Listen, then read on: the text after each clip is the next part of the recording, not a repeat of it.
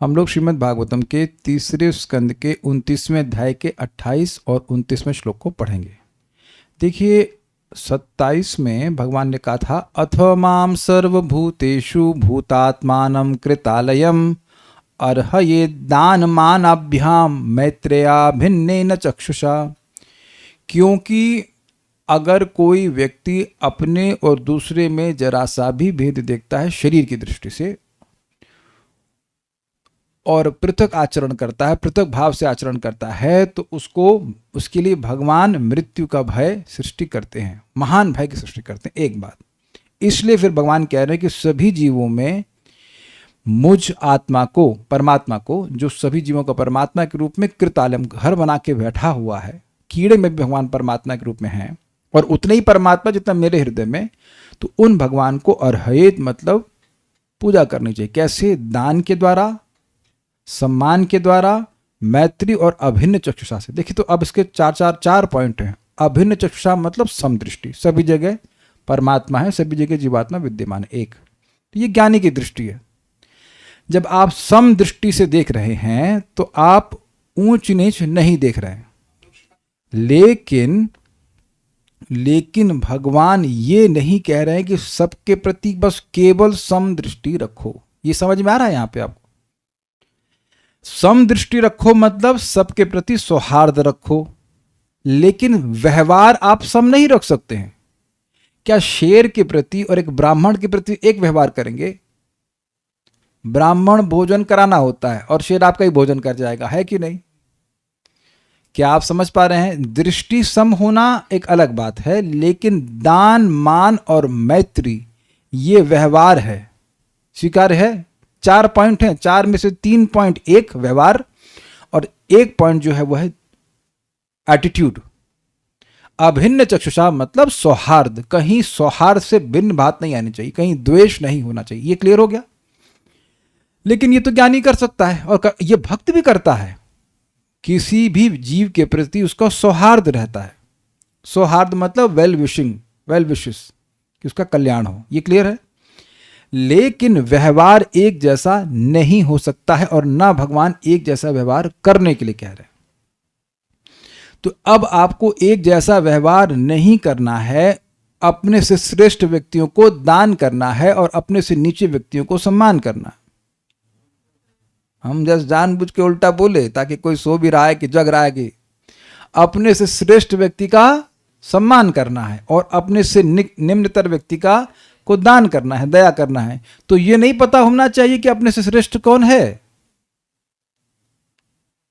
जब यही नहीं, किस आधार पर आप ये कहेंगे कि ये व्यक्ति हमसे श्रेष्ठ है या नहीं है?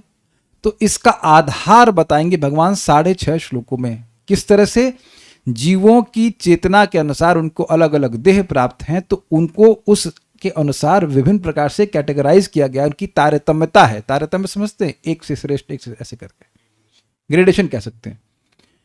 तो मान लीजिए कि कोई, मान के लीजिए हम जब मनुष्य हैं, तो मनुष्य को ये समझ में आना चाहिए कि ये इस स्थिति पे है तो इसका इतना सम्मान करना चाहिए, इसका ऐसा सम्मान करना चाहिए, ये इस स्थिति पर है इसका ऐसा सम्मान करना चाहिए।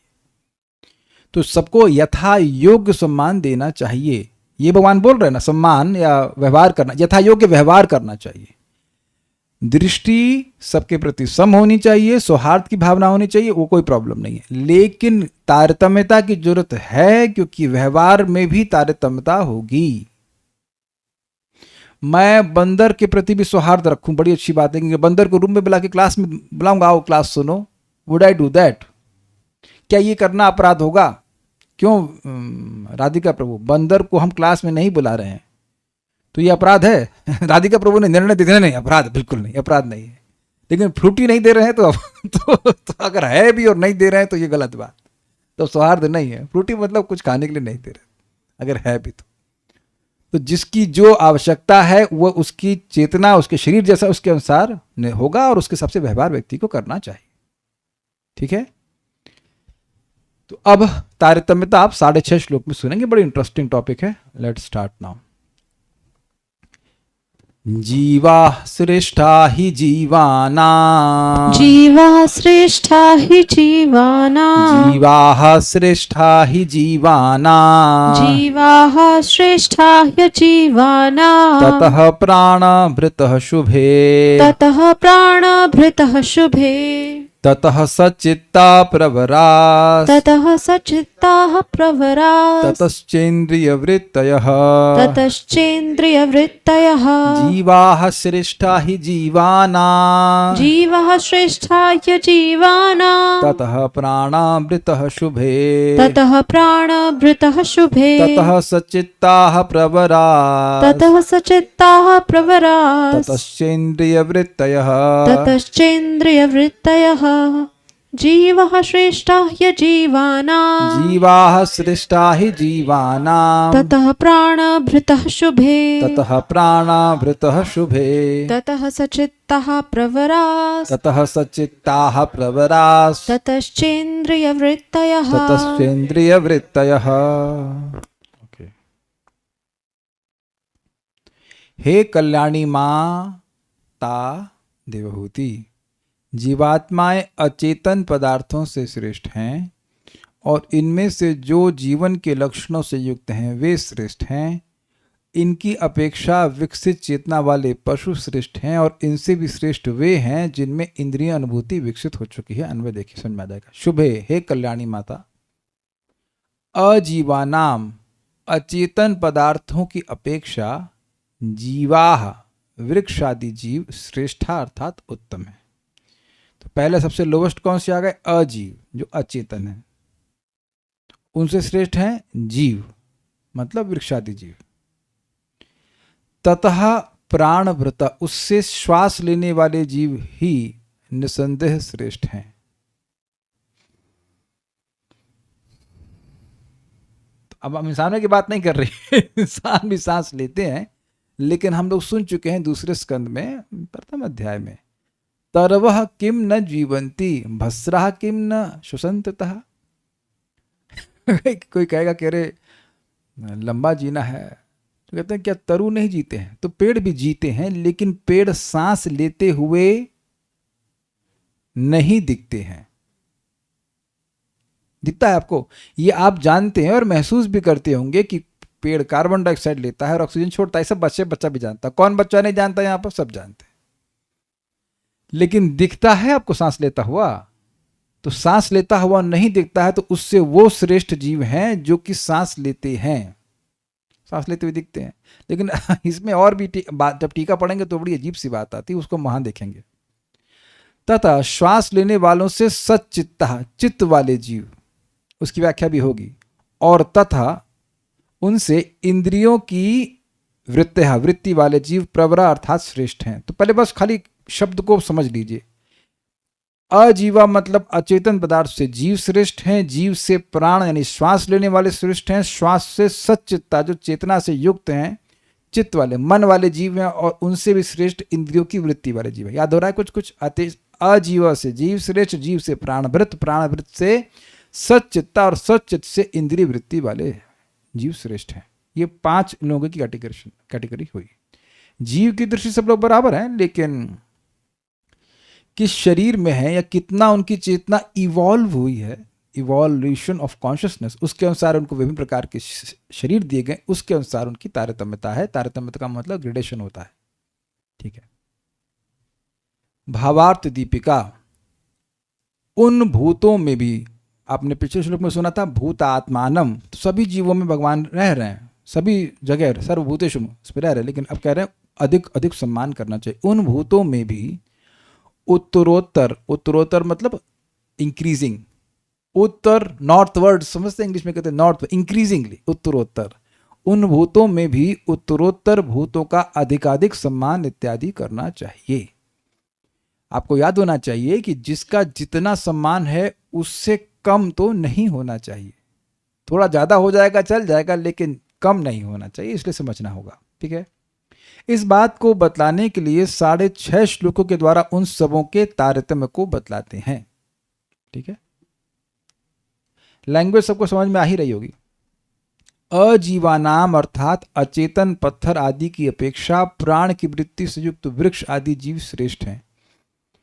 इससे ये कुछ सूचित हो रहा है कि पत्थर में भी जीव हो सकते हैं।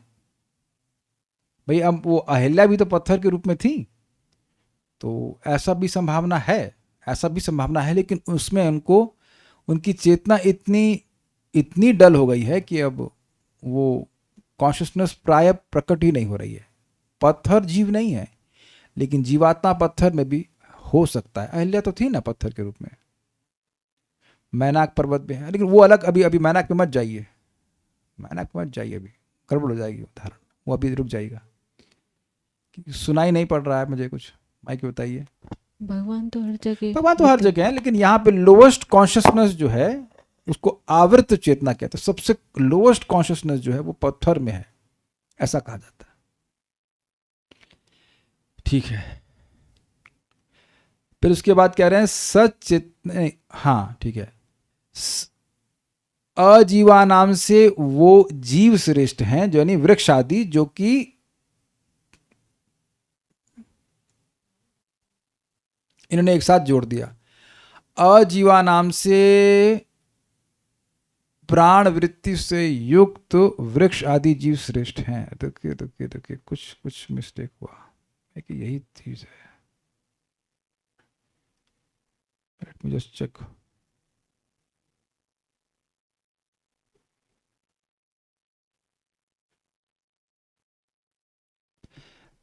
ना, अनुवाद ठीक नहीं है ये।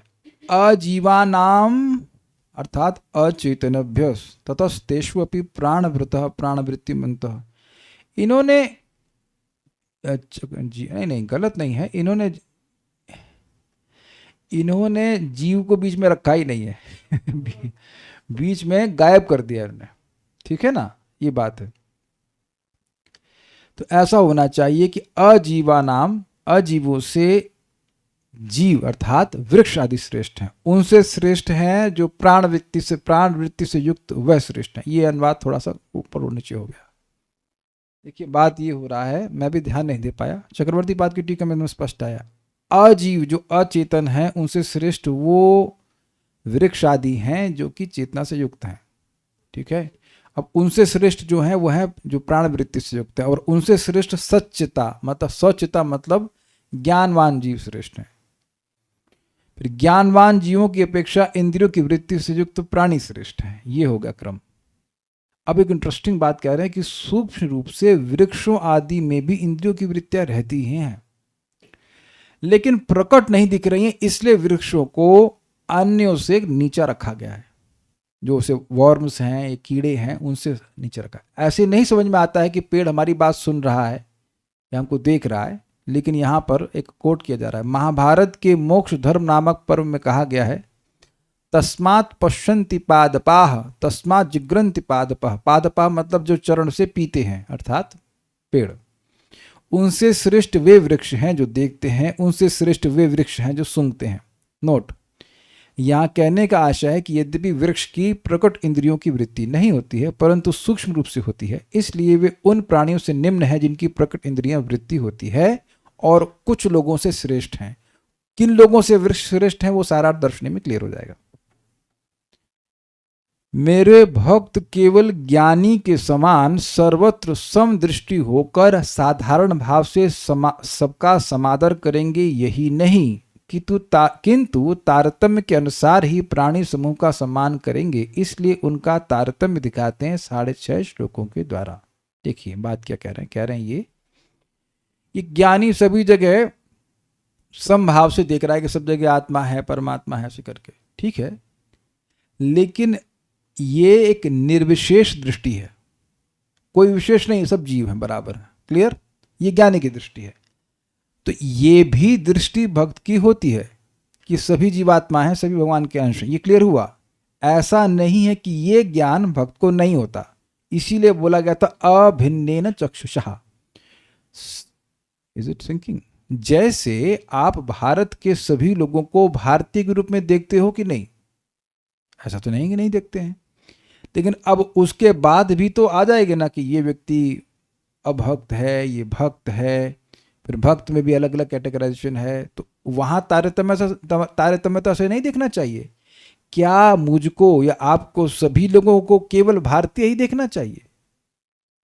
क्या आप चाहते हो कि आपका सम्मान केवल भारतीय के रूप में हो, आपको केवल भारतीय के रूप में देखा जाए? आप के पिताजी बस भारतीय हैं, आपकी बहन, आपकी माँ, आपके चाचा ताई सब भारतीय हैं, तो बस भारतीय हैं? क्यों भाई? शैली शुक्ला माता जी, आप कितने भारतीयों के संग रह रही हैं? तो आप समझ रहे हैं कि हाँ भाई, पति भारतीय है, बेटे बच्चे भी भारतीय हैं, लेकिन यू गो बियॉन्ड दैट। आप केवल भारतीय तो नहीं कहेंगे ना, केवल यही तो आप इसी दृष्टि को तो नहीं रखेंगे ना कि भारतीय भारतीय है, तो सारे भारतीय आ गए यहाँ पर हमारे पास। तो आप समझ रहे हैं कि यह दृष्टि भी है। मैं कहूँ कि आप चाइनीज हैं श्री कृष्ण उपाध्याय प्रभु, तो आप मुझे चाइनीज दिख रहे हैं, मैं आपको चाइनीज दिख रहा हूँ? तो चाइनीज नहीं दिख रहा हूँ, भारतीय तो दिख ही रहा हूँ, लेकिन उसके अलावा भी तो और कुछ देखेंगे कि नहीं? विशेष दृष्टि भी रहेगी कि नहीं रहेगी? तो ये एक निर्विशेष रूप से आप सभी लोगों को भारतीय मान रहे हैं, लेकिन एक विशेष दृष्टि भी रहेगी। तो ध्यान दीजिएगा कि ऐसा नहीं है कि भक्त जीवों को जीवात्मा के रूप में नहीं देख रहा है, लेकिन क्योंकि सम्मान भी करना है। अगर हम सबको निर्विशेष रूप से देखेंगे तो सबको यथा योग्य सम्मान कैसे देंगे बताइए? तो यथा योग्य सम्मान देने के लिए भगवान बोल रहे हैं, इसलिए सुविधा भी दे रहे हैं, इसलिए समझा भी रहे हैं कि भैया देखो ये क्रम है सम्मान देने का, और बहुत अच्छा आएगा, बहुत अच्छा आपको लगेगा, बहुत अच्छी बातें समझ में आएंगी। ठीक है, समझ में आ गया? Is it understandable to anyone? Sandhya Mata ji किसी से और ही बात कर रही हैं या सुन भी रही हैं? उनको तो वो मस्त हैं। ठीक है, संध्या माता जी आपसे बात कर रहा था। अच्छा, वो देखो वीडियो ऑन करके उधर बातें कर रही हैं। आप अपनी क्लास बंद कर दीजिए या हम आपको वीडियो बंद कर देते हैं। तो खैर, हम इतना बोल रहे थे, लोग ऐसा लोग सोच रहे हैं कि हम क्रम से पढ़ा रहे हैं और सारा क्रम छोड़ देंगे और जहाँ से शुरू करूँगा वहाँ से समझ लेंगे। भाई आपको मस्ती करनी है, नॉट अ प्रॉब्लम, बट आप लोगों को सुविधा दी गई ना कि वीडियो ऑफ कर सकते हैं, तो कम से कम इतना कॉन्शियस रहे कि मस्ती करना है तो वीडियो ऑफ कर लीजिए, है कि नहीं? ईमानदारी की बात है कि नहीं? हम देखो, मैं जो मस्ती करता हूँ वीडियो ऑफ करके करता हूँ कि नहीं? वीडियो ऑन करके तो नहीं करता ना। तो हमारे आचरण सब सिखा रहे हैं कि जब वीडियो ऑन करें तो गंभीर हो जाइए, उसके बाद फिर आप मस्ती जो करें जो करें। तो तारतम्य को समझना क्यों जरूरी है, ये समझ में आ गया? क्यों क्यों करना जरूरी बताइए? सम्मान यथा योग्य दे सकें। फाइन, ठीक है। अब यहां से बिल्कुल समझ में आ जाएगा। अजीवानाम मतलब शुष्क तृण आदि अचेतन पदार्थ से। समझ आ गया? शुष्क समझ, सूखा घास और हरी घास में अंतर है कि नहीं? हरी घास में एक जीवात्मा है जिसकी वजह से हरी है, जीवंत है, क्लियर? उससे जीवा अर्थात सजीव तृणादि श्रेष्ठ है। ये इजी हो गया समझने में? जो हरी घास है उसमें जीवात्मा है और वह अजीवाना मतलब शुष्क तृणादि अचेतन पदार्थ से श्रेष्ठ है। भाई मरी हुई घास है कि नहीं, उसको जला देते हैं, लेकिन हरी घास को जलाना ठीक नहीं है। सूखी घास को जलाने में कोई दिक्कत नहीं है, इजी, ठीक है। अब ये मुश्किल है, नेक्स्ट वाला पॉइंट थोड़ा मुश्किल है। उनसे यानी कि सजीव तृण आदि से, यानी कि हरी घास आदि से प्राण भृत, प्राण को धारण करने वाले, तो कह रहे हैं भूतल स्थित जीवंत पाषाण आदि श्रेष्ठ हैं। ये गया ऊपर से, मतलब पृथ्वी पर स्थित जो जीते हुए पत्थर हैं वो श्रेष्ठ हैं। जो जल के आकर्षण और उद्गीर्णादि चिन्हों के द्वारा प्राण वृत्ति युक्त हैं। रुक जाइए, अब ऐसे कोई पत्थर जरूर होते होंगे जो पानी को अंदर खींचते होंगे और बाहर छोड़ते होंगे। हमको नहीं पता कि कौन सा, आप लोगों को पता हो रिसर्च करके बताइएगा, हमको नहीं पता कि क्या है। पूछो चैट जीपीटी को, चैट जीपीटी अभी पैदा हुआ है ये टीका 500 साल पहले लिखी गई है, एटलीस्ट 400 ईयर्स 500 ईयर्स बैक। तो ये हमको बहुत ज्यादा समझ में नहीं आया, क्योंकि ऐसा पत्थर आप में किसी ने देखा है? सांस लेने वाला पत्थर, सॉरी या पानी को खींचने वाला पत्थर, छोड़ने वाला पत्थर, हमें तो झरने याद आ रहे थे, लेकिन झरने में पत्थर से पानी नहीं निकलता है, वो तो पत्थर में छेद होता है, वहां से पानी कहीं से रिस के आता है तो बाहर आता है। It is little over my head to understand, to explain, लेकिन जो है वो हम पढ़ दिया। होते हैं, मिल गया आपको? बताइए माइक पे क्या होता है।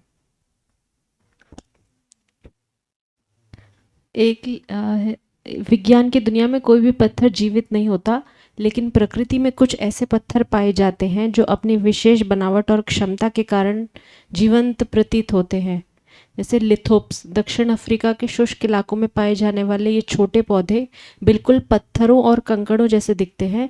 खुद को जानवरों से बचाने के लिए इनका आकार ऐसा हो गया है। ये तो पौधा है ना, हमने पौधा बोल दिया ना, तो इसलिए अभी यहाँ छोड़ दे रहे इस बात को। आप लोग को मिले तो कह रहा है प्यूमिक स्टोन, हमको अब जो भी होता होगा कुछ, हमको नहीं समझ में आ रहा, ठीक है। उनसे सच्चित्तः मतलब अंतर में ज्ञान विशिष्ट पर्वत समूह श्रेष्ठ है। मैं आगे पढ़ गया क्योंकि उसका अर्थ बता रहा हूं। सच्चित्तः मतलब जो चित्त से युक्त हैं, तो वो पर्वत श्रेष्ठ हैं जो इनके अंदर ज्ञान है। अब पढ़ते हैं। सुना जाता है कि पूर्व काल में पर्वत समूह उड़ते थे, बाद में इंद्र ने उनके पक्ष छेद कर दिए, उनके पंख छेदन करने पर वे स्तब्ध यानी स्थिर हो गए। अतः अंतर में ज्ञान विशिष्ट पर्वत समूह श्रेष्ठ हैं। देखिए थोड़ा समझिए, सचित्ता का मतलब चित्त है लेकिन इंद्रियों की वृत्ति नहीं है। तो अब ये बात यहां बोल रहे हैं कि कुछ पर्वत ऐसे भी हैं जो जीव मतलब चेतना से युक्त हैं, ऐसा ये समझा रहे हैं। तो इसमें महाराज समझा रहे थे कि पहले पर्वत उड़ते थे। इसी ये महाराज एक प्रसंग को पढ़ा रहे थे किसी क्लास में, वन ऑफ द क्लासेस महाराज समझा रहे थे इस बात को।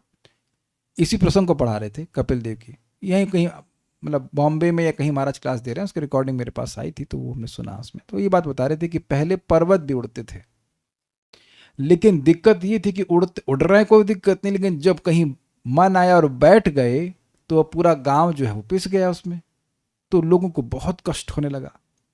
तो उन्होंने इंद्र से शिकायत करी कि ये बड़े हमको कठिनाई हो रही। तो इंद्र ने सारे पर्वतों को कि जो पर थे वो काट दिए, तो फिर तब से पर्वत वहीं स्थिर हो गए।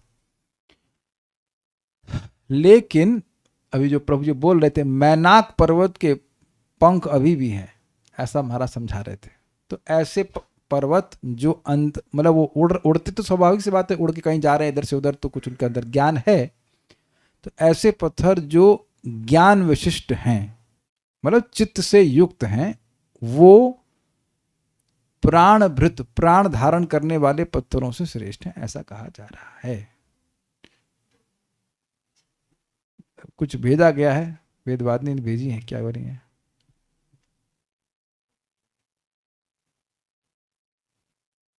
ओके, ये कह रहे हैं कि रोमानिया के ट्रोवेंटस रोमानिया में पाए जाने वाले चट्टानों को बढ़ते पत्थर भी कहते हैं। भारी बारिश के बाद इन पत्थरों में नमी सोखकर आकार में वृद्धि होने लगती है और काटन पर इनके अंदर पेड़ों की उम्र बताने वाले छल्ले भी, मतलब यानी कि कुछ ऐसे पत्थर हैं जो पानी पी कर कुछ बढ़ जाते होंगे, ऐसा कुछ होगा। प्रभुपाद भी इस तरह कुछ बात समझाते हैं, लेट्स एक्सेप्ट दैट। उनसे भी वृक्ष आदि श्रेष्ठ हैं। मोक्ष धर्म वचन में देखा जाता है तस्मात् पश्यन्ति पादपा, मतलब किनसे श्रेष्ठ हैं? इन सच्चित्ता, इन पेड़ इन पर्वतों से वृक्ष श्रेष्ठ हैं। ये देखिए दो तो आपको लग रहा होगा कि चक्रवर्ती पाद और श्रीधर स्वामी अलग अलग ले रहे हैं, और मुझे भी ऐसा ही लग रहा है, but I am following what Chakravarti Pada is saying. तो यहाँ तो उनकी बात हमको ठीक से थोड़ी समझ में आ रही है, बल्कि ये कहूँ कि दोनों की बात समझ में नहीं आ रही क्योंकि बीच वाले जो योनियाँ हैं वो समझ में नहीं आती। यहाँ से समझ में आ जाएगा कि वृक्ष से जो लोग श्रेष्ठ है वो समझ में आती है बात, उससे पहले वाले बहुत ज़्यादा समझ में नहीं आती है। तस्मात् मोक्ष धर्म वचन में देखा जाता है तस्मात् पश्यन्ति पादपाः तस्मात् जिघ्नन्ति पादपाः, उनसे श्रेष्ठ वे वृक्ष हैं जो देखते हैं, उनसे श्रेष्ठ वे वृक्ष हैं जो सूंघते हैं। मोक्ष धर्म की उक्ति के कारण उद्गम स्प्राउट, आप देखो कि पेड़ का जो बीज है वो पेड़ के बीज से वो पेड़ निकलता है और उसमें भी स्प्राउटिंग होती है। स्प्राउटिंग समझते हैं आप?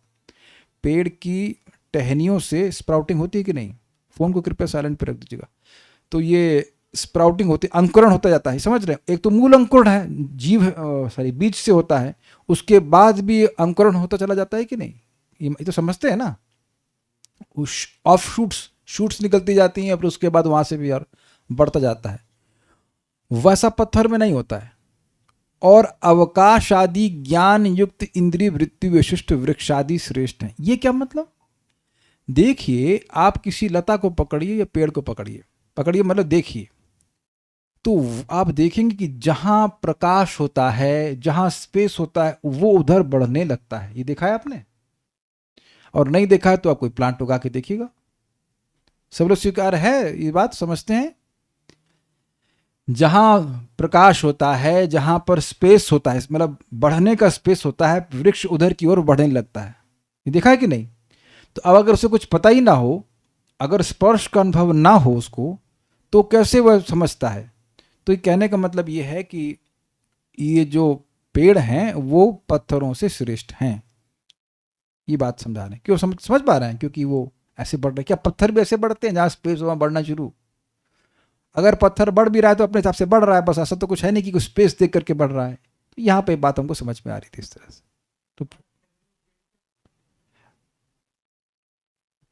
5 कैटेगरी पेड़ तक ही है। ये प्रश्न क्यों किया आपने? अरे भाई, आगे भी है, आगे भी तो श्लोक हैं। 6.5 श्लोकों में 6.5 कैटेगरी नहीं बता रहे हैं, 6.5 श्लोक में बताया जाएगा तारतम्य। 6.5 कैटेगरी नहीं है। अभी तो एक सुना ना आपने, और अभी तो एक ही श्लोक सुना है, और 6 श्लोक, 5.5 श्लोक और सुनना है कि नहीं? हाँ, तात्पर्य पिछले श्लोक में बताया गया, आप पढ़िए वेदवादिनी। पिछले श्लोक में बताया गया है कि जीव का सम्मान दान तथा मैत्री भाव से होना चाहिए। इस श्लोक में तथा अगले श्लोकों में विभिन्न कोटि के जीवों का वर्णन किया गया है, जिससे लोग जान सकें कि कब दान देना चाहिए और कब मित्रता का व्यवहार करना चाहिए। ठीक है, आपको तारतम्यता पता रहेगी तो भाई कब दान देना है, कब मित्रता करनी है, वो क्लियर हो जाएगा कि भाई कौन हमारे लेवल पे, कौन सा श्रेष्ठ है, इत्यादि इत्यादि। शेर तो नहीं है ना हम लोग। उदाहरणार्थ, शेर एक जीव है, भगवान का अंश है और परमेश्वर उसके हृदय में परमात्मा रूप में निवास करते हैं। अब देखिए, इतना लाइन, ये लाइन क्या सूचित करता है इस श्लोक के आधार पर? देख रहा है आपको श्लोक ना? ये लाइन यहाँ पे भगवान का अंश है और परमेश्वर उसके हृदय में परमात्मा में निवास करते हैं, ये क्या दिखा रहा है? अभिन्नेन चक्षुषा। समझ आ गया? कीड़े में भी, शेर में भी, साइंटिस्ट में भी, ब्राह्मण में भी, सब जगह ये अभिन्न दृष्टि होनी चाहिए। इसलिए ऐसा नहीं कि शेर को मार देना चाहिए ना, सबको जीने का अधिकार है। क्लियर है? आगे ठीक है। किंतु क्या इसका अर्थ यह होता है कि हम शेर से मित्रता का व्यवहार करें? कोई पालतू शेर लेके चल रहा है, जरा दिखाइएगा घर में। शैली शुक्ला माता जी, आपके घर में कोई शेर वेर तो नहीं है? शेरू हो सकता है, कुत्ते का नाम हो सकता है शेरू, लेकिन शेर नहीं होगा। क्योंकि वो कहेगा आज थोड़ा भूख लग रही है, कम दिया भोजन, थोड़ा आप अपनी भी आहुति दे दीजिए। तो आप समझ रहे हैं कि शेर से आप इस प्रकार की मित्रता नहीं कर सकते। That is not the point. ठीक है, कदापि नहीं। हमें उसके साथ भिन्न प्रकार से व्यवहार करना होगा। हमें प्रसाद के रूप में दान देना होगा। जंगल में रहने वाले अनेक संत जन शेरों के साथ मैत्री भाव नहीं बरतते, किंतु वे उन्हें प्रसाद देते हैं। शेर आते हैं, प्रसाद लेते हैं और चले जाते हैं, ठीक वैसे ही जैसे कुत्ते करते हैं। वैदिक प्रथा के astonishing, is it not? परम पूज्य राधानाथ महाराज की आपने अगर वो पढ़ी हो, क्या है, जर्नी होम, तो वहाँ महाराज बता रहे थे कि किसी योगी के संग वो उधर हिमालय के जंगलों में रुके थे, और वहाँ वो बता रहे थे कि अगर मतलब महाराज का वो अंडरस्टैंडिंग है कि जंगल जो है वो न्यूयॉर्क से अधिक सेफ है। अब ये हम लोग के लिए बिल्कुल अविश्वसनीय बात होगी, लेकिन जो लोग जंगल में रह रहे हैं वो ऐसा, महाराज का तो अनुभव है वहाँ पे रहने का। मतलब unless they are disturb they don't disturb you, ऐसा कहने का मतलब है। ठीक है। वैदिक प्रथा के अनुसार कुत्ते को घर के भीतर नहीं जाने देते। हम थोड़ा यहाँ रुक करके समझा रहे हैं भाई। देखो, कुत्ता पाल रहे हैं तो घर के बाहर रहना चाहिए, घर के अंदर नहीं। आपको पता है कि अगर आपने भोजन बनाया और कुत्ते ने उसको देख लिया तो आप भगवान को अर्पण नहीं कर सकते हैं। वो गंदा रहता है तो क्या कर सकते हैं? उसके बारे में कौन, किसी से मेरा डिस्कशन हो रहा था, मैं भूल रहा हूँ किससे, लेकिन वो कुत्ता हर प्रकार की गलत सलत चीज़ खा लेता है, यहाँ तक कि मल भी खाते हुए देखा गया उसको। तो इसलिए कुत्ते को अशुद्ध माना जाता है। कुत्ता बिल्ली पालना ये भक्तों का धर्म नहीं है। आप उनको बाहर दीजिए, प्रसाद जरूर देना चाहिए, जरूर देना चाहिए, लेकिन घर के अंदर नहीं पालना चाहिए। बोलिए, कुछ बोलना चाहते? जैसे कई लोग प्रभु जी कुत्ता पालते हैं तो वो कुत्ता तो घर का ही खाना खाता है, और तो वो तो बाहर का कुछ गंदा नहीं खाता। वो ठीक है, लेकिन फिर भी कुत्ते को अपवित्र ही माना जाता है। केवल मतलब केवल खाने की बात नहीं है, बात ये भी है। तो इसलिए कुत्ते को घर में नहीं रखना चाहिए। घर की बात छोड़ी, लोग बेड पर रख करके सो जाते हैं, है कि नहीं? उसी के साथ सो जाते हैं, मेडिटेट कर रहे हैं कैसे अगले जन्म में कुत्ता बनेंगे ना क्या।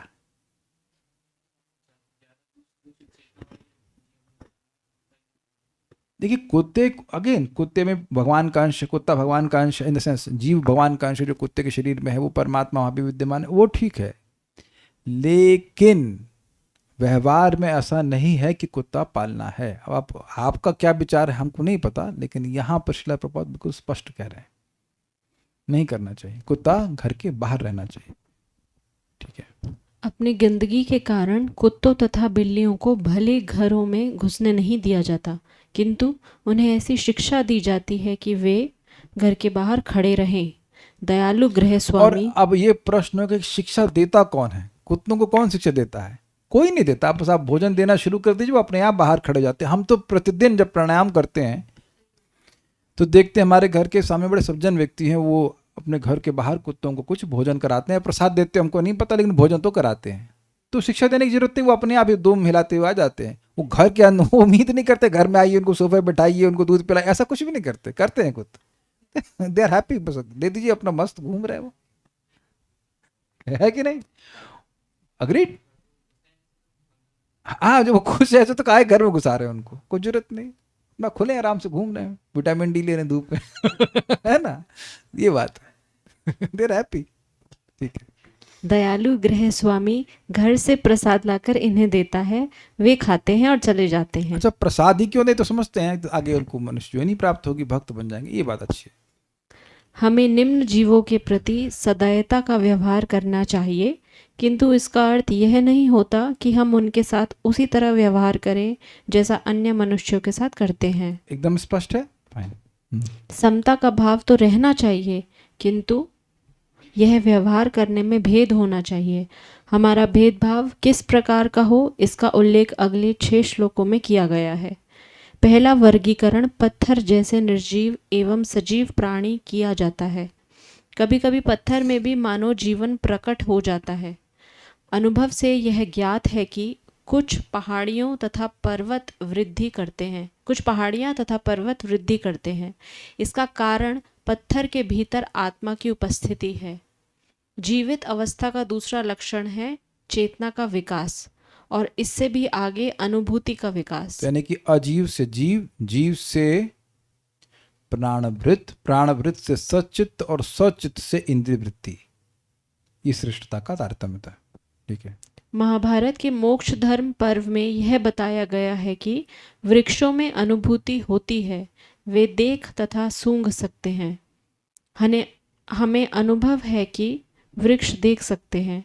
कभी कभी विशाल वृक्ष अपनी वृद्धि के दौरान व्यवधानों से बचने के लिए अपनी वृद्धि की दिशा बदल देते ये हैं। समझाया गया था आपको, अवकाश आदि का बोध होता है। अवकाश मतलब खाली स्पेस, यहाँ खाली स्पेस है तो वहां उगना शुरू कर देते हैं, यस।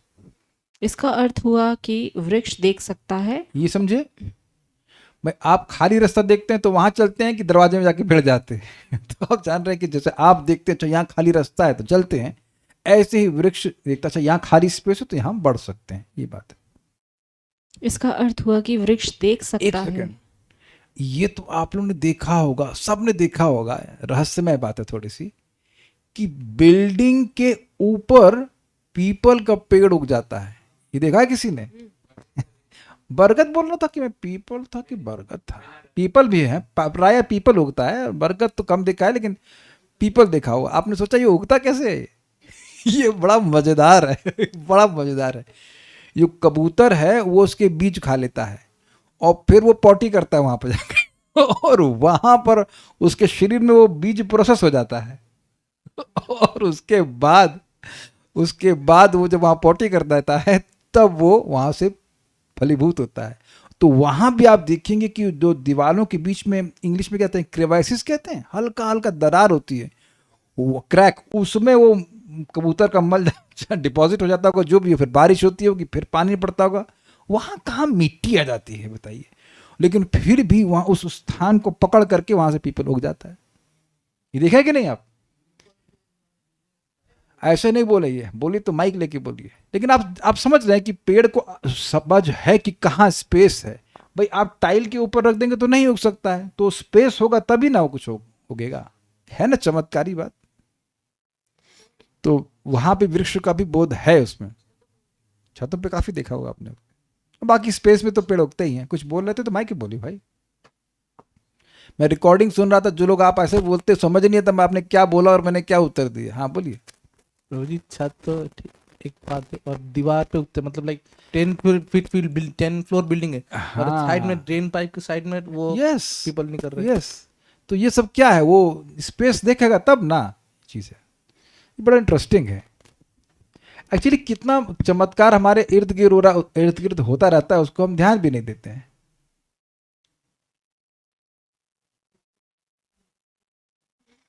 ठीक है, आगे पढ़िए। इसका अर्थ हुआ कि वृक्ष देख सकता है और महाभारत के अनुसार तो वृक्ष सूंघ भी सकता है। इससे अनुभूति का विकास संकेत मिलता है। अनुभूति मतलब कुछ कंसेप्शन है। देखिए प्रकट इंद्रिय वृत्ति नहीं है दिख रही है, हम लोग वृक्षों में से नहीं दिख पाते, लेकिन सूक्ष्म रूप से उसमें कुछ इंद्रिय वृत्ति है। लेकिन उनसे श्रेष्ठ और इंद्रिय वृत्ति वाले जीव हैं जिनके बारे में हम पढ़ने वाले हैं। एक श्लोक और देखेंगे। लेकिन एक हमने कहीं कविता सुनी थी कि तुलसी वृक्ष न जानिए, आगे किसी को याद है? तुलसी वृक्ष न जानिए, और भी कुछ है, तो यानी तुलसी देवी को आप सामान्य वृक्ष न समझिए। और महाप्रभु, मतलब मैं ये कहने का मतलब है कि जो सामान्य वृक्ष भी देख सकते हैं, सूंघ सकते हैं, और ये भी एक्सपेरिमेंट किया गया है कि वो सुन भी सकते हैं। एक्सपेरिमेंट भी किया गया। महाप्रभु से तो हम सुनते हैं, महाप्रभु हरिदास ठाकुर जी के बारे में बात हो रही थी कि वृक्षों का उद्धार कैसे होगा, तो भक्त लोग जोर से हरे कृष्णा कृष्णा कृष्णा हरे हरे, हरे राम राम राम हरे हरे करते हैं, तो वह भी सुनते हैं। और प्रभात वहाँ पे हरिदास ठाकुर जी कहते हैं जो इको होता है जंगल से, महाप्रभु ने किया कीर्तन, तो इको होता है, वो वृक्षों का कीर्तन है, वो बोलते भी हैं। ऐसा हरिदास ठाकुर जी कह रहे हैं।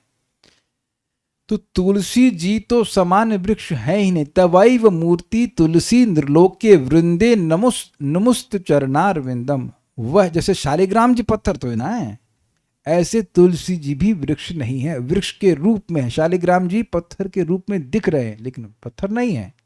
समझ रहे हैं ना बात? तो इसीलिए अगर आपके लिए संभव हो तो तुलसी जी को सामने रख करके जप करना चाहिए। वो बहुत प्रसन्न होती हैं, वो सुनती हैं और वो देखती भी हैं कि वो जप कैसे हो रहा है। आप कर रहे हो जब, she is extremely please if possible, अगर संभव हो, क्योंकि महाप्रभु स्वयं सुनिश्चित करते थे कि वो जब करें तो तुलसी जी सामने हो। कोई बहुत मुश्किल काम नहीं है। देखिए जो हम और दिन में काम करते हैं उनसे बहुत आसान है। एक तुलसी का पौधा रखकर जल देने में क्या कठिनाई है वेदवाद में? कोई कठिनाई नहीं है। तो रखना चाहिए, हजार गुना अधिक लाभ मिलता है, 1000 टाइम्स। अच्छा, तुलसी वृक्ष न जानिए, गाय न जानिए ढोर, गुरु मनुज न जानिए, ये तीनों नंद किशोर, मतलब श्री कृष्ण के स्वरूप हैं। तुलसी को वृक्ष नहीं जानना चाहिए, भगवान की प्रिया हैं। और गुरु को मनुष्य नहीं मानना चाहिए, वो भी भगवान के प्रिय हैं। और गाय को सामान्य पशु नहीं मानना चाहिए, वो भी भगवान की प्रिय, सब तृतीय वस्तु मानना चाहिए भगवान की। तो खैर हम बात कर रहे थे कि एक डेरिवेशन पॉइंट आ रहा है कि सामान्य वृक्ष भी सुनते हैं, देखते हैं। तो तुलसी जी का तो कहने का एक और पॉइंट आपको बता रहा तो छूट गया। ऐसा एक्सपेरिमेंट किया गया है कि जब कोई शास्त्रीय संगीत सुनाते हैं वृक्षों को तो वृक्ष अच्छे से उगते हैं। एक्सपेरिमेंट किया गया। और कुछ लोगों ने ऐसा एक्सपेरिमेंट किया कि वृक्ष के चारों ओर लोग खड़े हो गए काफी मतलब घेरा बना के, चारों भी नहीं, घेरा बना करके, और गाली देने लगे। अब वृक्ष को, और बार बार जब ऐसा किया गया तो वृक्ष सूखने लग गया। कुछ कहना चाहते हैं, बोलिए। तो कहते हैं, वृक्ष सुनते हैं, मैं ये खाली बोलना चाह रहा हूँ। किसी वृक्ष के नीचे अगर आदमी खूब झूठ साँच बोलता है, ज्यादा मैक्सिमम झूठ बोलता है, मैक्सिमम हाँ, ठीक है। तो वो कहते हैं कि वृक्ष सूख जाता है। हाँ, तो ये है, और प्रमाण आप वहां से भी ले लीजिएगा। अंतलीला चैप्टर 3, श्रीला हरिदास ठाकुर और चेतन महापुरुष के बीच में संवाद हो रहा है, तो वहां बोलते हैं कि वृक्ष सुनते हैं। आपस में बात मत करिए, ठीक है। तो क्या बात करने लगे मैं? वृक्ष भी सुनते हैं, इनकी भी, लेकिन हाँ ये है कि प्रकट रूप से नहीं दिखाई पड़ता। प्रभुपाद कहीं और तात्पर्य में बताते हैं कि वो जेसी बोस थे ना, जेसी बोस, उन्होंने प्रमाणित भी किया था कि पेड़ बड़े संवेदनशील होते हैं, यहाँ तक कि कोई उनको मारने के लिए आता है कि पेड़ को हम तोड़ने जा रहे हैं, तो भी वो भयभीत हुए थे। किस चीज़ में दिखाए थे हमको याद नहीं आ रहा, कुछ ग्राफ था ना, कौन सा ग्राफ था भूल रहा, ससिम, आई एम नॉट रिमेम्बरिंग, हाँ, लेकिन कुछ ग्राफ था जिसमें वो ऐसा इंगित हो रहा था कि पेड़ डर रहा है। तो कहने का मतलब है कि उसमें भी चेतना होती है, ठीक है। अब हम लोग अगला श्लोक देख लेते, समय कम है, अभी रुक जाइए, पहले पढ़ लेते। अब उसमें भी तारतम्यता आगे हम देखते हैं, मेरे पीछे बोलिए। उसमें का मतलब जिनकी इंद्रिय वृत्ति हैं, जिनकी प्रकट इंद्रियां वृत्ति हैं, उनसे वो वृक्षों से श्रेष्ठ है। वृक्ष भी इंद्रिय वृत्ति है सूक्ष्म रूप से, लेकिन उनसे भी और श्रेष्ठ जो है वो उनके बारे में बात हो रही है। तत्रापि स्पर्श वेदिभ्यः प्रवरारसवेदिनः, तत्रापि स्पर्शवेदेभ्यः प्रवरारसवेदिनः, तेभ्यो गन्धविदः श्रेष्ठा ततः शब्दविदो वराः, तेभ्यो गन्धविदः श्रेष्ठः ततः शब्दविदो वरः। तत्रापि स्पर्शवेदेभ्यः प्रवरारसवेदिनः, तत्रापि स्पर्शवेदिभ्यः प्रवरारसवेदिनः, तेभ्यो गन्धविदः श्रेष्ठः ततः शब्दविदो वरः। तेभ्यो गन्धविदः श्रेष्ठा ततः शब्दविदो वराः। इंद्रिय वृत्ति यानी अनुभूति से युक्त जीवों में से जिन्होंने स्वाद की अनुभूति विकसित कर ली है, वे स्पर्श अनुभूति विकसित किए हुए जीवों से श्रेष्ठ हैं। ये इंद्रिय वृत्ति समझ रहे हैं? इंद्रियों की वृत्ति होती ना, त्वचा की वृत्ति है छूना, आँख की वृत्ति है रूप को देखना, ये सब वृत्ति है। इनसे भी श्रेष्ठ वे हैं जिन्होंने गंध की अनुभूति विकसित कर ली है, और इनसे भी श्रेष्ठ वे हैं जिनकी श्रवण इंद्रिय विकसित हुई है। तो एक बात तो स्पष्ट हो रहा है कि श्रवण इंद्रिय सर्वश्रेष्ठ है। उसका कारण आप जानते हैं, अभी हम उस पर व्याख्या नहीं कर रहे हैं। तत्र उन इंद्रिय वाले प्राणियों में भी, मतलब अब कहाँ तक पहुंच गए हम लोग, जिनके पास इंद्रियों की वृत्ति है। तो अब थोड़ा समझना आसान होगा यहाँ से, तो क्योंकि ये सब चीज़ें थोड़ा सा समझ में आती है किसकी इंद्रिय वृत्ति है। में भी स्पर्श वेदिभ्य, स्पर्श का अनुभव करने वाले जीवों से, जो खाली छूने को, टच को ही समझते हैं, उनसे रस वेदिना, रस का ग्रहण करने वाली मछली आदि जीव प्रवरा अर्थात श्रेष्ठ। इजी, ठीक है। मछली तो रस के चक्कर में फंस जाती है ना, खाने के चक्कर में, वो कांटे में वो आटा रहता है, वो पकड़ ले जाती है, जीभ से पकड़ ली जाती है, उसकी जीभ बहुत तेज होती है। तेभ्यः गंध विधा, उनकी अपेक्षा गंध का ग्रहण करने वाले भौरे आदि जीव श्रेष्ठ अर्थात श्रेष्ठ हैं, ठीक है। इसका मतलब है कि मछलियां गंध नहीं पकड़ पाती हैं। ततः शब्द विदाहवरा, उनसे भी शब्द को सुनने वाले सर्पादि जीव उत्तम है। अब कोई कहेगा कि सर्प तो सुनता नहीं है, लेकिन ऐसा नहीं है, यहां पर है, सुनता है।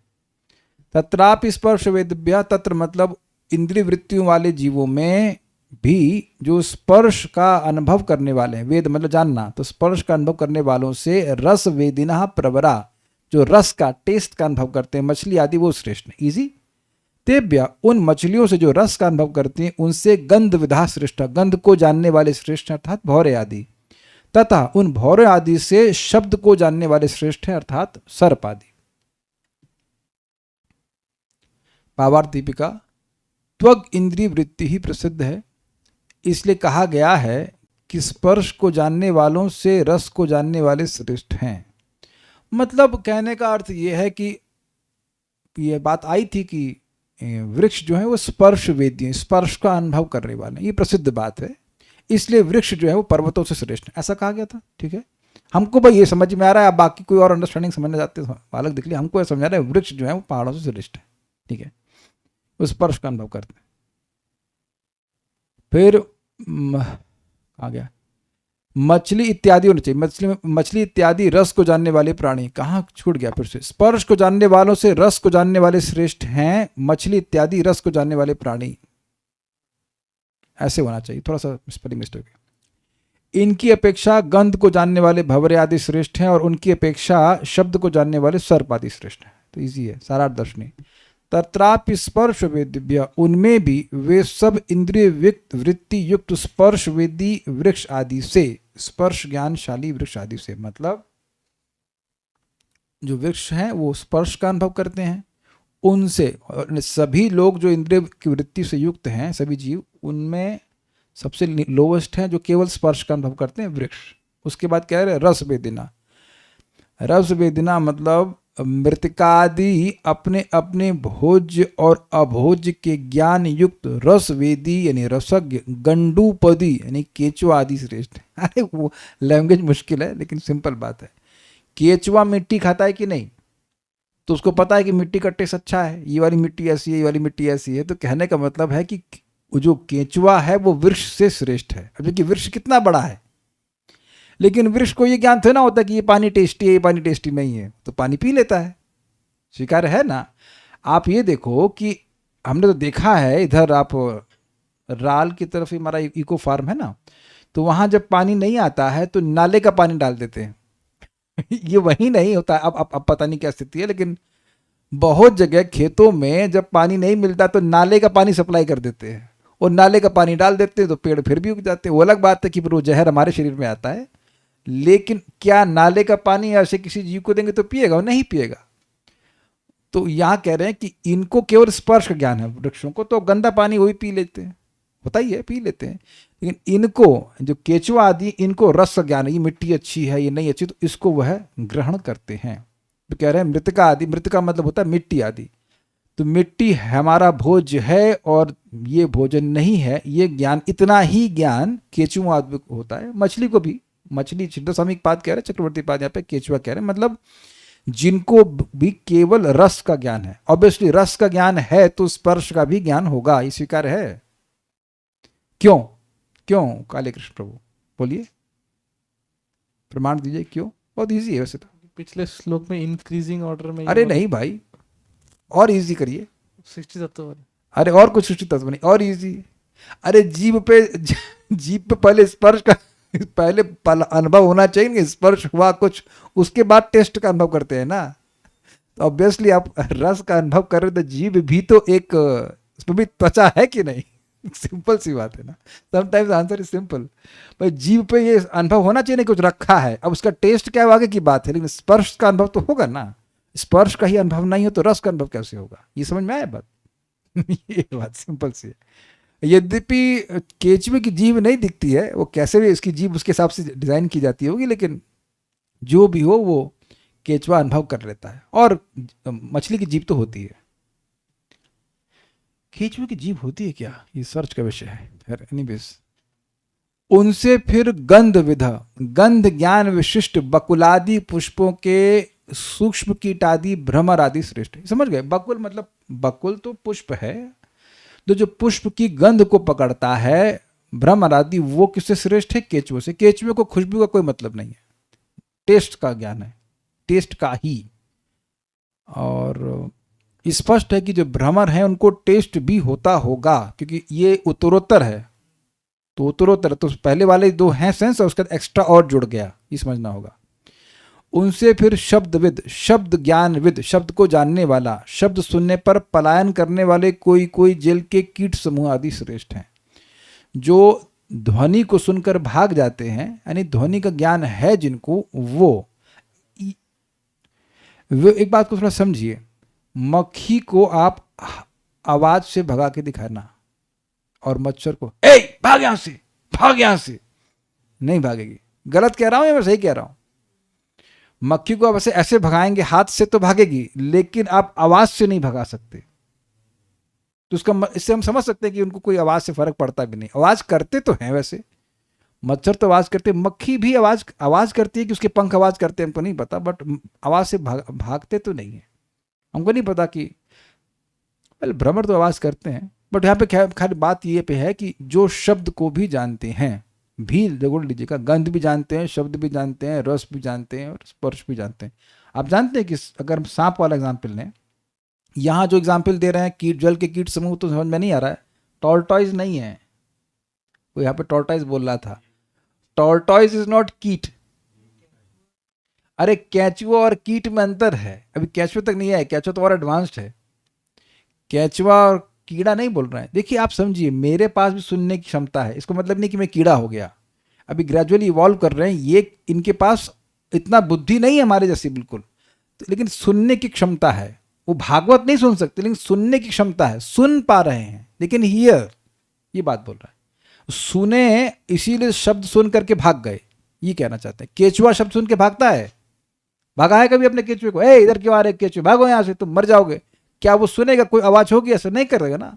तो कहने का मतलब है वो अर्थ ना समझ पा रहा है, लेकिन शब्द सुन पा रहा है। शब्द सुनने का मतलब ये नहीं कि अर्थ समझेगा, अर्थ समझने की तो बुद्धि चाहिए, वो तो इंसानों के पास है।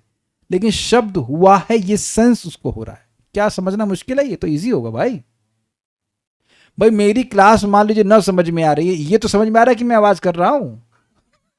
ये तो यहाँ तो समझ में आता है ना कि पता नहीं क्या बोले जा रहे हैं। अभी कल के श्लोक देखना भक्ति स्वामी सिंधु के एकदम, तो कभी कभी ऐसा होता है कि आवाज आ रही, सुनाई पड़ रहा है, लेकिन अर्थ नहीं समझ में आ रहा है। तो ये लोग अर्थ वर्थ नहीं समझ पा रहे हैं, केवल शब्द सुन रहे हैं, इसलिए भाग जा रहे हैं। कुछ लगा होगा कि शब्द के द्वारा कुछ खतरा आ रहा है। तो इतनी बात है कि बस शब्द विद, शब्द को जानने वाले, शब्द हुआ है ये समझ रहे हैं, तो सर्प समझता है। और यहाँ पर अन्य लोगों के बारे में भी बोल रहे हैं। देखिए सर्प आदि कहने का मतलब एक समूह है जो शब्द को सुनता है। तो अब चक्रवर्ती श्रीधर स्वामी जो है सर्प का एग्जाम्पल ले रहे हैं, ये कुछ कीट समूह का एग्जाम्पल ले रहे हैं। आप किसी को बोलकर एक्सेट्रा कर सकते हो कि नहीं? किसी एक को पकड़ो, एक्सेट्रा, स्नेक एक्सेट्रा, या फिर इंसेक्ट एक्सेट्रा, तो कहीं से भी पकड़ लीजिए, ग्रुप में किसी व्यक्ति को पकड़ लीजिए। Just like Kale Krishna Prabhu and others were hearing the class, Kale Krishna प्रभु इत्यादि भागवत सुन रहे थे। मैं ये भी बोल सकता हूँ कि राधा रमन प्रभु इत्यादि भक्त क्लास सुन रहे थे, तो किसी एक को पकड़ लीजिए, सभी तो भक्त हैं। तो इसलिए घबराइए मत। श्रीधर स्वामी पाद ने सर्प को पकड़ लिया, इन द सेंस उदाहरण के लिए कि वह शब्द को समझने वाले जीवों के संबंध में। और यहाँ वो कीट समूह को पकड़ रहे हैं, कह रहे इसके आगे इत्यादि लगा दिया। तो इट्स अ डिफरेंट ग्रुप को एड्रेस किया जा रहा है। तात्पर्य, यद्यपि पाश्चात्य विद्वान मानते हैं कि विकासवाद की स्थापना सर्वप्रथम डार्विन द्वारा हुई, अर्थात ओरिजिन ऑफ स्पीशीज है ना, वो नहीं, इवोल्यूशन। किंतु नृतत्व विज्ञान कोई नया नहीं है। नृतत्व वही मतलब इवोल्यूशन। विकास प्रक्रिया आज से 5000 वर्ष पूर्व लिखे गए भागवत के पहले से ज्ञात थी। विकास प्रक्रिया 5000 वर्ष पूर्व नहीं शुरू हुई थी। भगवान यहाँ बोल रहे हैं, प्रपात बोल रहे हैं, भागवत 5000 वर्ष पहले लिखी गई थी। लेकिन ये डिस्कशन कब हो रहा है? 5000 साल पहले। कब हो रहा है? पता है कितने जीरो लगे हैं इसमें? कितने साल पहले? ये सतयुग में हो रहा है डिस्कशन। प्रथम सतयुग भी नहीं, प्रथम मनवंतर के सतयुग में हो रहा है। प्रथम मनवंतर के प्रथम सतयुग में कहना चाहिए ये। तो अभी 7 मनवंतर बीत चुके हैं और उसमें 7वें का 28 चतुर्युग बीत चुके हैं। तो कितने जीरो लगे करना मित्रों? इनफाइनाइट। कुछ नहीं सोच रहे हैं, इनफाइनाइट जीरो लग गए। ब्रह्मा जी के एक दिन में एक इनफाइनाइट जीरो लगते हैं। 7 मनवंतर के में पहले मनवंतर के पहले सतयुग की बात हो रही है। तो इतना समझ लेना चाहिए। तो बहुत पुरानी बात है। तो यानी कि बात सिंपल सी है, थोड़ा समझिए। अब यहां बड़े ध्यान से सुनिएगा। डार्विन कह रहा है कि इवोल्यूशन शरीरों का हो रहा है, ठीक है? ये गलत है। इवोल्यूशन है लेकिन चेतना का। सारे शरीरों की सृष्टि एक साथ होती है। बहुत ध्यान सुनिएगा। सारे शरीरों की सृष्टि एक साथ हो सकती है, थोड़ा बता के पीछे होगा, ब्रह्मा जी एक साथ कर देते हैं। और उसमें विभिन्न प्रकार के जीव अपने पूर्व कर्मानुसार, अपनी पूर्व इच्छाओं के अनुसार विभिन्न शरीरों को प्राप्त होते हैं। लेकिन उन विभिन्न शरीरों में जरूर तारतम्यता है, जैसा कि डार्विन साहब बोलते हैं।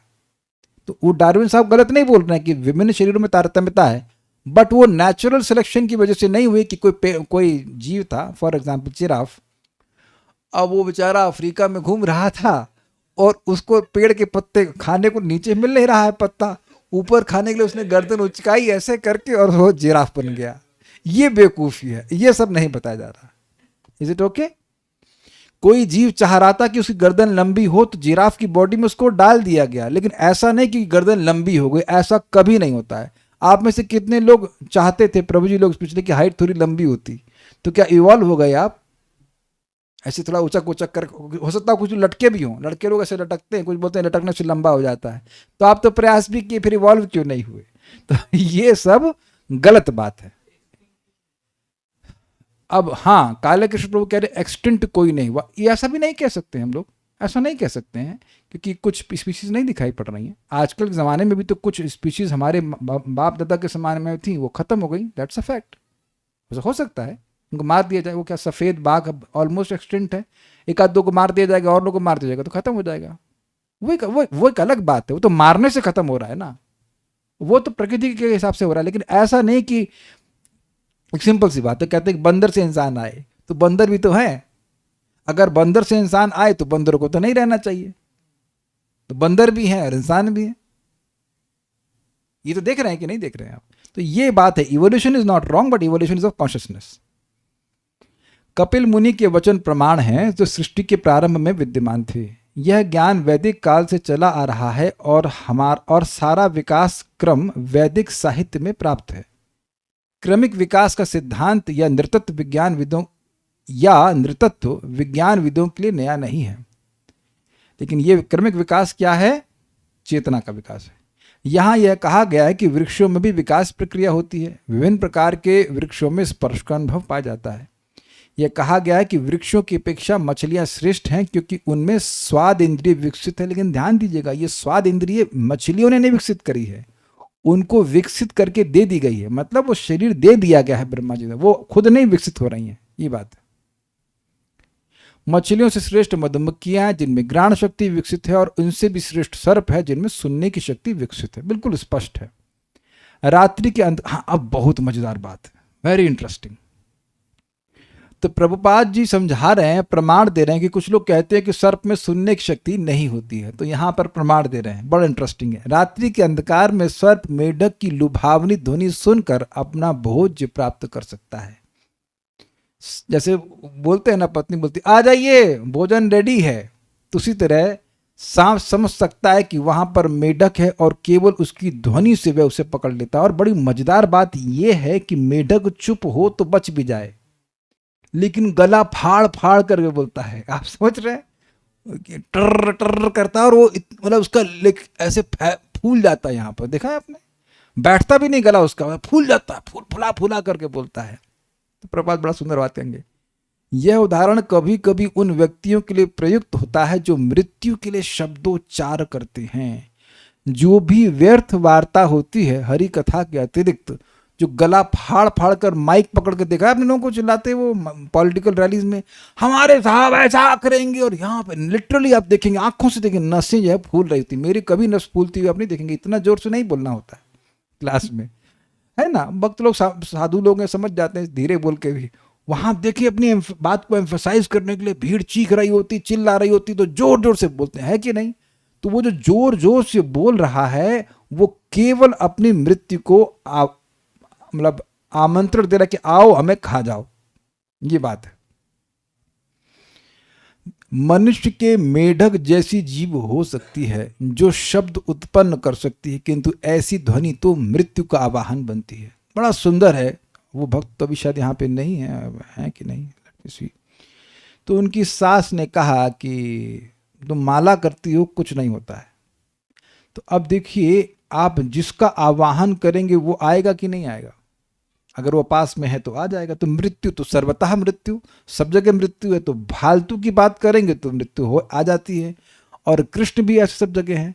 तो हरे कृष्णा कृष्णा कृष्ण हरे हरे, हरे राम राम राम हरे हरे। तो ठाकुर जी को बुला रहे हैं, भगवान को बुला रहे हैं, तो भगवान आ जाएगी। इसी बात को प्रभुपाद ने नेट ट्रांसलेशन में बताया कि preacher of Krishna consciousness is always beyond the clutches of death.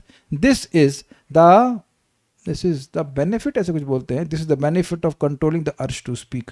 यानी कि भगवान के प्रीचर मतलब ये नहीं कि क्लास ही देना है, भगवान के बारे में जब भी कोई बात कर रहा है, भगवान का नाम बोल रहा है, भगवान के बारे में पढ़ाई कर रहा है, तब भी तो वाणी को संयमित किए हैं कि नहीं। आप ऐसा कर सकते हैं कि लगातार बोलते रहे और पढ़ भी लें, करके दिखाइए। Not possible. तो वाणी को संयमित कर रहे हैं और भगवान के बारे में बोल रहे हैं, पढ़ रहे हैं, तो वाणी का विवेक संयमित हुआ तो भगवान का आवाहन कर रहे हैं। जब भगवान का वाहन होगा तो मृत्यु वहां कैसे रह सकती है। लेकिन जब मृत्यु का वाहन कर रहे हैं तो मृत्यु कह रही ठीक है आ जाओ, बुला रहे हो तो मैं आ गई। This is so powerful. जीव तथा ध्वनि का सर्वोत्तम उपयोग यही है कि हरे कृष्णा कृष्णा कृष्णा हरे हरे, हरे राम राम राम हरे हरे महामंत्र का कीर्तन किया जाए, इससे क्रूर काल के हाथों से रक्षा हो सकेगी। तो प्रभुपाद जी का एक फ्लेवरफुल तात्पर्य है भगवान के नाम उच्चारण करवाने के लिए। मैं तो समझ रहा हूँ कि बाकी बात सबको समझ में आ रही है। हिमालय के बारे में कोई भक्त बता रहे हैं और